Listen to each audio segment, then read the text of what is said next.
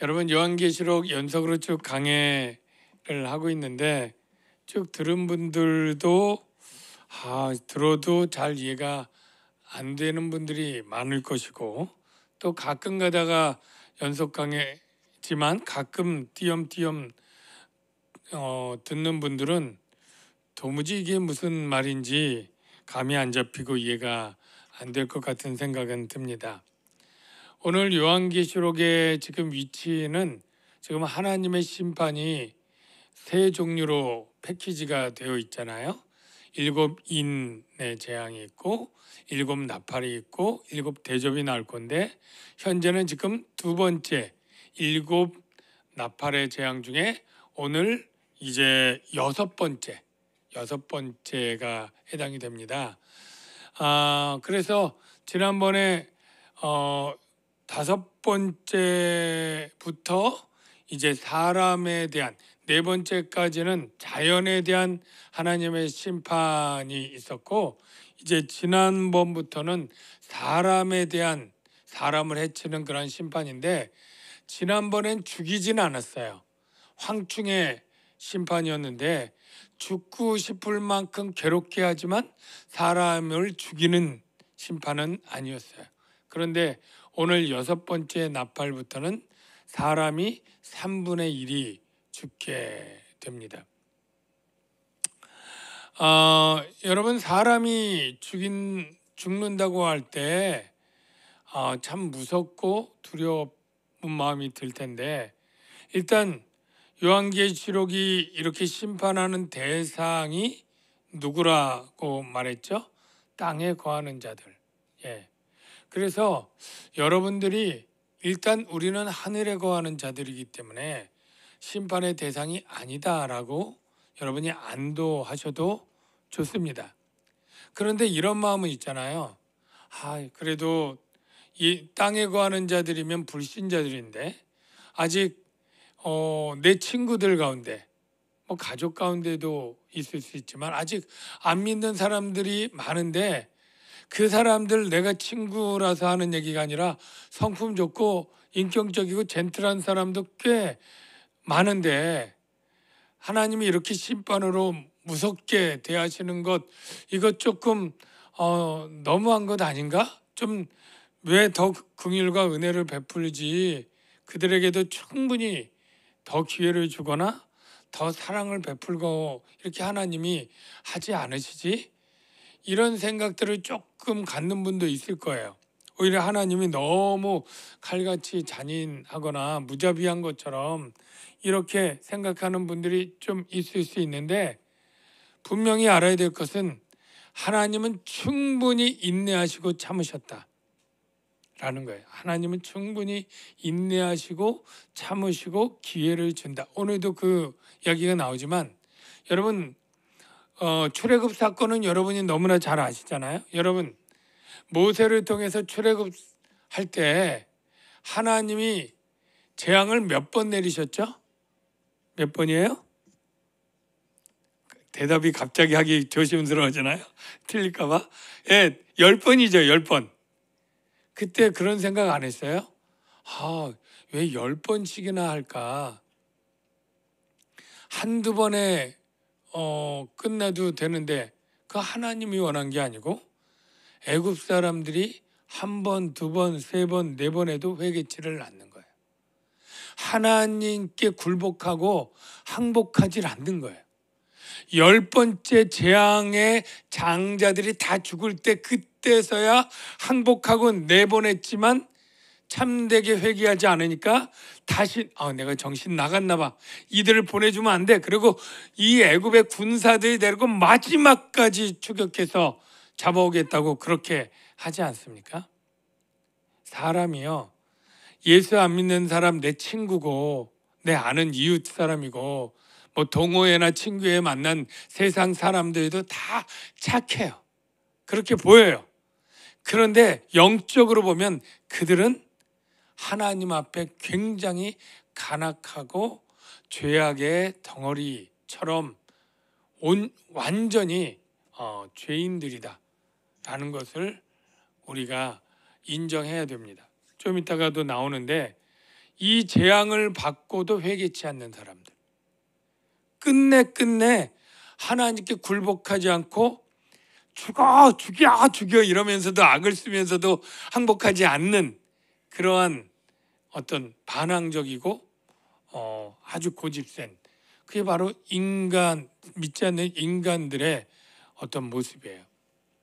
오늘 6번째 재앙, 나팔 재앙이 나오는데, 먼저 설명을 드리면 12절을 보면 첫째 화는 지나갔으니, 첫째 화는 5번째 나팔 재앙을 첫째 화라고 합니다. 5, 6, 7번째는 사람에게 대한 것이기 때문에 화라고, 화가 있을 거다. 독수리가 그렇게 외쳤잖아요. 사람에 대한 겁니다. 그래서 5번째 지나갔고 그건 황충의 재앙이었고, 아직도 화 둘이 남았다. 6째, 7째가 남았다는 거죠. 그래서 오늘 바로 6번째 나팔 재앙인데, 6째 천사가 나팔을 불매. 천사가 여럿 나오는데 6째 천사는 좋은 편이에요, 나쁜 편이에요? 우리 옛날에 영화 보면 이 사람 좋은 사람이야, 나쁜 사람이야, 그거부터 하죠. 천사가 여럿 나오는데 이 나팔 부는 천사는 하나님 편이에요, 마귀 편이에요? 하나님 편이에요. 예, 하나님께 순종해서 나팔을 부는데, 나팔을 부니까 내가 들으니 하나님 앞 금 제단 네 뿔에서 한 음성이 났어요. 자, 여기 보면 하나님 앞에 금 제단이 있어요. 여러분, 성막 또는 성전에 보면 제단이 2개처럼 표현되는데, 하나는 금으로 되고 하나는 노수로 됐어요. 노수로 된 노제단은 그야말로 밖에 있는 크게 뭐예요? 그 소나 염소를 태우는 번제단이에요, 이 노제단. 근데 이 노제단이 아니라 오늘 본문에는 하나님 앞 금제단이잖아요. 이 금제단은 뭐냐면 분향단, 향단이에요. 향을 피우는, 향로에서 향을 피우는 거예요. 근데 왜 이 분향단에서 소리가 났는데, 무슨 소리가 났을까? 누구 소리가 났을까? 이게 궁금한데요. 이걸 풀려면은 우리 지난번에 계시록 6장에 보면 제단에 어떤 일이 있었느냐면, 제단에 밖에 있는 번제단 밑에 죽임을 당한 영혼들, 즉 순교자들의 영혼이 있다. 그런 거 기억나나요? 예? 하나님의 말씀과 복음 때문에 순교당한 영혼들이 그 노제단 밑에 제물처럼, 왜 하필 노제단이냐면 그들은 순교자의 피가 바로 희생 제물과 같다. 그래서 노제단에서 소리가 나는데, 뭐라고 소리를 지르냐면 하나님께 이렇게 말하는 거죠. 말씀을 볼까요? 하나님의 말씀과 그들이 가진 증거로 말미암아 죽임을 당한 영혼들, 순교자의 영혼들이라고 했죠. 제단 아래에 있어, 노제단이에요. 큰 소리로 불러 이르되 거룩하고 참되신 대주제여. 하나님께 외치는 거예요. 하나님은 거룩하고 참되신 대주제이니까요. 땅에 거하는 자들을 심판하여 우리 피를 갚아주지 아니하시기를 어느 때까지 하시려나이까? 라고 지금 소리를 질렀다는 걸, 쉽게 말하면 땅에 거하는 자들을 빨리 심판해 주십시오. 우리 피를 갚아주십시오. 이렇게 외친 거예요. 그러자 계시록 8장 3절에 보니까 이제 다른 천사가 왔는데 금향로를 가지고 있어요. 이 금향로를 가지고 서서 제단 곁에서 불을 가지고, 그리고 금향로를 가지고 많은 양을 받았는데, 이 향로를 가져가서 어떻게 하냐면 보좌 앞 금제단, 이게 분향단이에요. 지성소 앞에 있는 금제단에 그 성도의 기도 앞하여 향로에서 나오는 향으로 하나님께 기도 앞에서 올려드리는 거예요. 향을 타고 기도가 올라가는 것처럼, 마치 연기를 따라서 기도가 올라가는 이미지로 이렇게 한다 이렇게 얘기를 했어요. 자, 여기서 무엇을 말하느냐면 그렇게 제단에서 불을 향로에 담아서 이제 분향단에 와서 그 분향단에서 향을 통해 올라가니까 이 기도가 어떤 기도냐면 이 아까 이 놋제단에 있던 것처럼 우리의 억울한 순교 당한 이 피의 값을 빨리 신원해 주십시오. 원한을 풀어 주십시오. 라고 하는 기도를 하나님이 들으시고 지금 음성이 나오는 거예요. 어떤 음성이요? 자, 음성이 났는데 14절 나팔 가진 여섯째 천사에게 말하는 음성이에요. 뭐라고 하냐면 큰 강 유브라데에 결박한 내 천사를 놓아주라. 이런 음성이 났다는 거예요.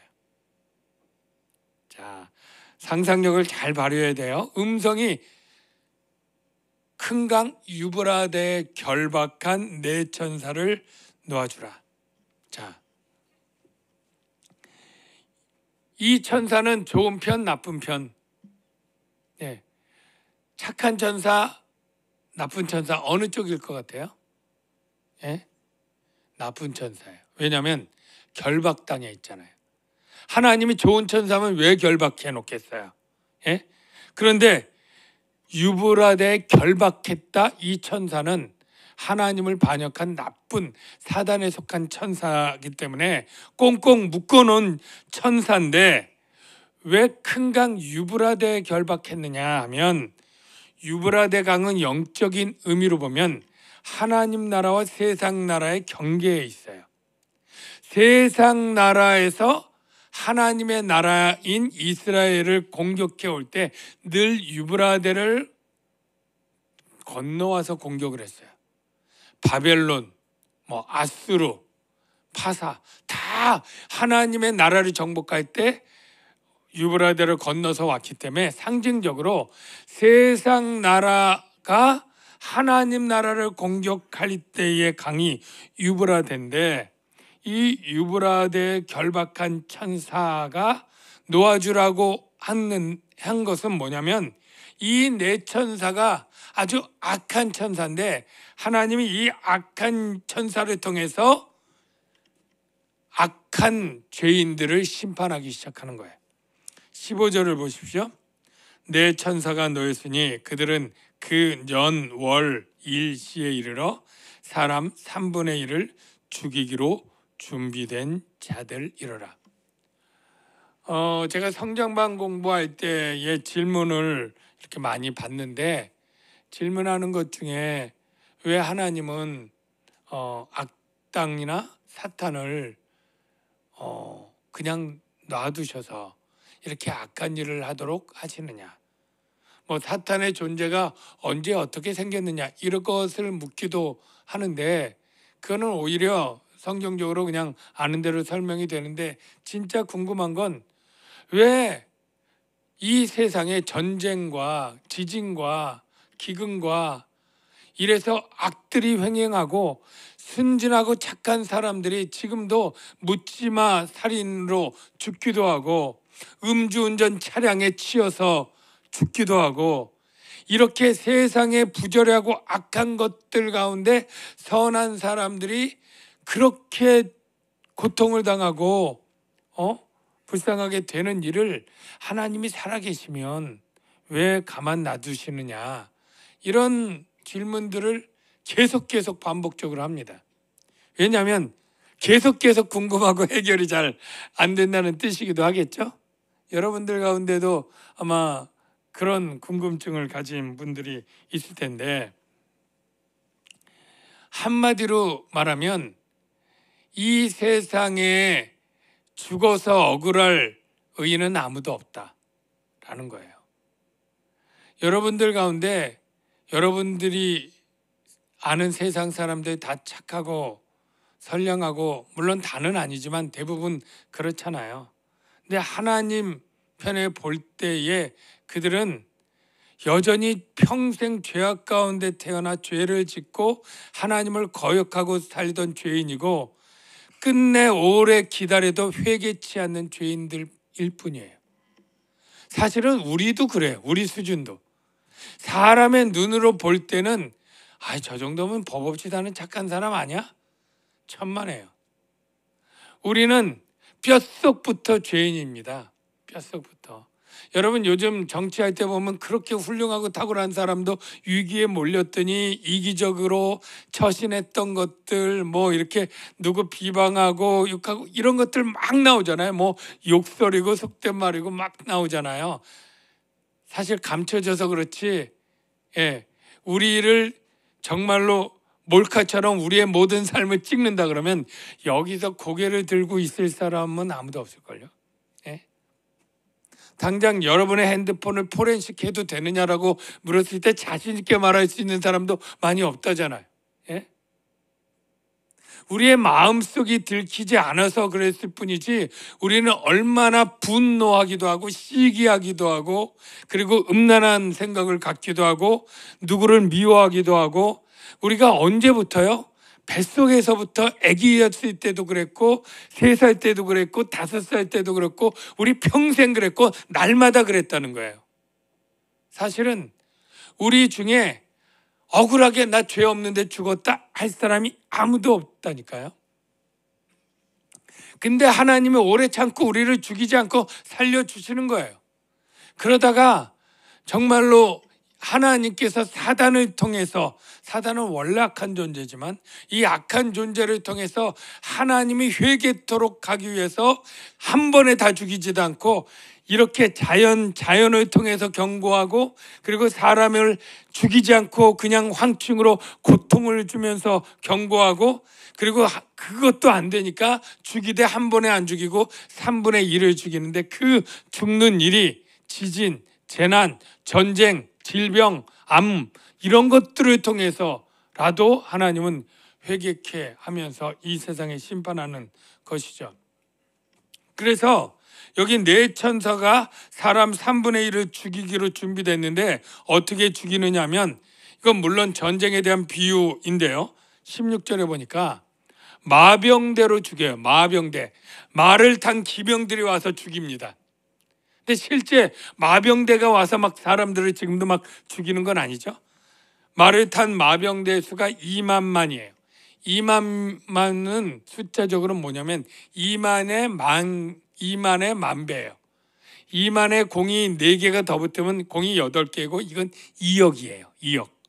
그러니까 사실 딱 2억 명이 와서 하나님의 심판을 한다는 게 아니라 바로 이건 그들이 생각할 수 있는 가장 많은 2억 명의 군대는요. 그 당시에 도무지 있을 수 없는 군대예요.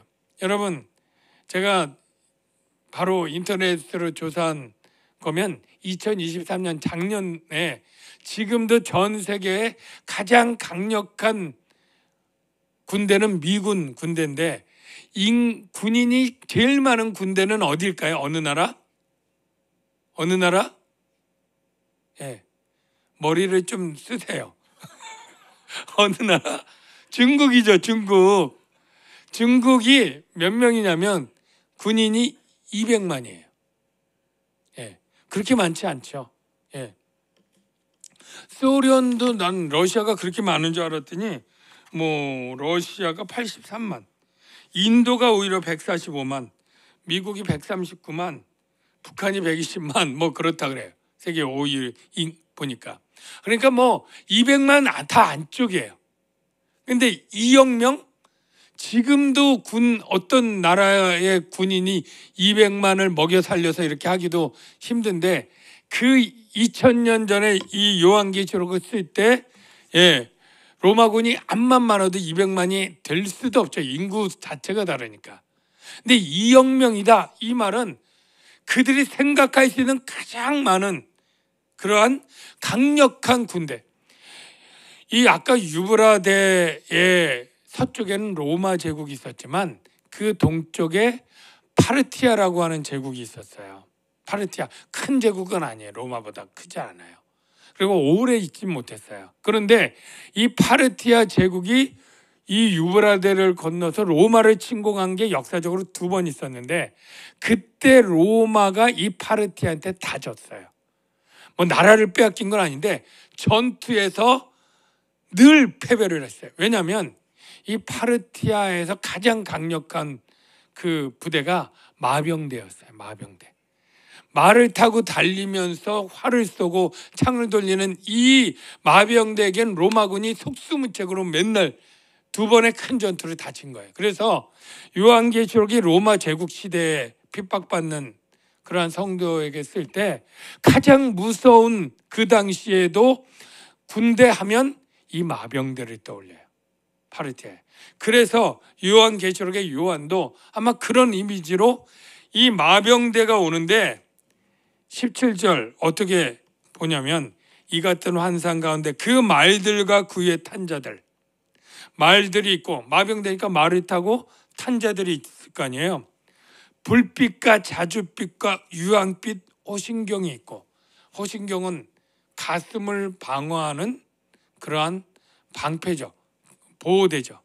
그러니까 아주 이 빛이 보니까 아주 강력한 방어력에 웬만한 화살창에 뚫리지도 않는다, 그런 뜻이고요. 말들의 머리가 사자머리 같아요. 아주 막강한 모습을, 말이 말처럼 생겼어야 되는데 사자처럼 생겼다. 이거는 얼마나 무섭게 느끼는 거예요, 이 마병대가. 게다가 그 입에서 불과 연기와 유황이 나오더라. 거북선이에요? 하여간 이 불과 유황과 연기가 나오는데 이건 상징이에요. 정말 불이 휙 나오고 유황 나오고 연기 나온다는 게 아니라 이게 바로 결정적으로 사람을 죽이는 거예요. 이 불과 유황과 연기. 그래서 18절에 보면 이 세 가지, 불과 연기와 유황이 자기들에서 입에서 나오는 불과 연기와 유황으로 말미암아 사람 3분의 1이 죽임을 당하니라.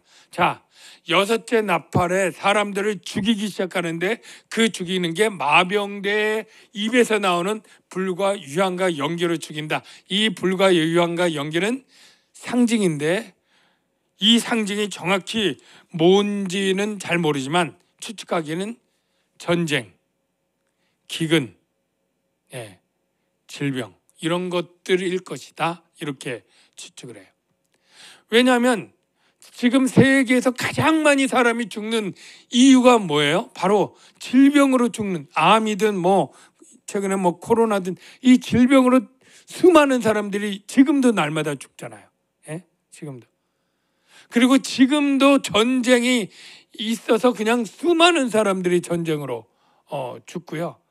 더 잘 모르지만 기근은 전 세계 기아로 죽는 아이들이 사실은 10억 명이 굶주리고 엄청나게 죽는 거죠. 그러니까 하나님이 이게 기아 때문에 죽지, 전쟁 나니까 죽지, 뭐가 아니라, 질병이 당연히 죽지가 아니라 바로 하나님의 심판이 사단을 통해서 바로 이 마병대의 이 재난처럼 온다는 것이죠. 그런데 이 말들은 바로 악한 사단에 속한 거예요. 왜냐하면 어떻게 알 수 있느냐면 이 세재앙 19절 보면 말들의 힘은 입과 꼬리에 있으니 꼬리는 뱀 같고, 꼬리가 뱀 같다. 이 의미는 뭐예요? 뱀은 상징적으로 사단을 상징해요. 사단에 속한 세력인 것을 우리가 알게 해주는 거죠. 요한계시록 12장 9절에 보면 뱀이 마귀라고 아예 대놓고 설명을 하죠. 큰 용이 내쫓기니 옛뱀, 뱀이 뭐라고요? 곧 마귀라고도 하고 사탄이라고도 하며, 뱀은 사탄의 상징인데 이 마병대의 꼬리가 뱀 같다. 이게 바로 사단에 속한 세력이에요. 여기서 중요한 것은 뭐냐면 20절에 있는 말씀인데요. 뭐냐면 이 재앙에 죽지 않고 남은 사람들은 손으로 행한 일을 회개하지 아니하고, 손으로 어떤 일을 행했나 보면 오히려 여러 귀신과 또는 보거나 듣거나 다니거나 하지 못하는 금, 은, 동과 목석의 우상에게 절하고. 자, 살아남은 사람들은 뭐예요? 손으로 행한 일을 회개하지 않는다. 회개하지 않는 일이 뭔가 봤더니 우상숭배예요. 우상숭배. 이걸 회개하지 않는다는 거예요. 그리고 21절에 보니까 또 그 살인과 로마 제국의 기독교인들을 무고하게 박해해서 죽이는 것, 살인이죠. 복술, 이건 아주 무속적인 그런 것들이죠. 음행, 수많은 동성애와 이 성적 타락과 이 죄악들이 그 당시고 지금도 그냥 만연되어 있는 거죠. 도둑질, 어떻게 하든 남을 속여서 남의 것들을 더 빼앗는, 꼭 뭐 도둑으로 훔쳐가는 게 아니라 많은 강탈하고 힘 있는 사람들이 힘없는 자들을 빼앗고 강포와 이런 모든 해악들, 이런 악들을 회개하지 아니하더라. 아까 애굽에서 10가지 재앙이 있어도 회개하지 않는 애굽 사람들이나 하나님이 분명히 심판을 보여주기 위해서 한 번에 다 심판해서 불못에 넣지 않잖아요. 하나님은 오래 참으시기 때문에 말로 하고 말로 안 들으면 자연을 통해서 경고하고, 자연이 안 되면 죽이지 않되 인생의 재난과 고난을 통해서 경고하고, 그것도 안 되면 최후에 죽이되 한꺼번에 죽이지 않고 조금씩 일부를 죽이고 일부는 회개할 기회를 줘도 회개할 기회를 얻은 사람들이 어떻게 한다고요? 회개하지 않는다. 여러분, 저와 여러분은 회개한 은혜와 복을 받은 것을 감사하시기를 바랍니다. 회개를 내 스스로 한 게 아니라 하나님이 나에게 회개의 영을 주시고 나에게 은혜를 주셔서 우리는 회개한 자. 여러분, 우리가 구원받는 것은 그들보다 죄를 덜 져서 구원받는 게 아니에요. 죄로 따지면 세상 사람이나 우리나 똑같아요. 근데 하나님이 우리를 구원하는 이유는 우리는 예수 안에서 회개케 하시고 그 죄를 용서했기 때문에 구원받는 것이고, 그들은 우리보다 죄를 덜 지었어도 그 죄 그대로 정죄받기 때문에 죽을 뿐이죠. 그래서 오늘날 우리가 이러한 심판을 볼 때 깨달을 것은, 이 세상 사람들이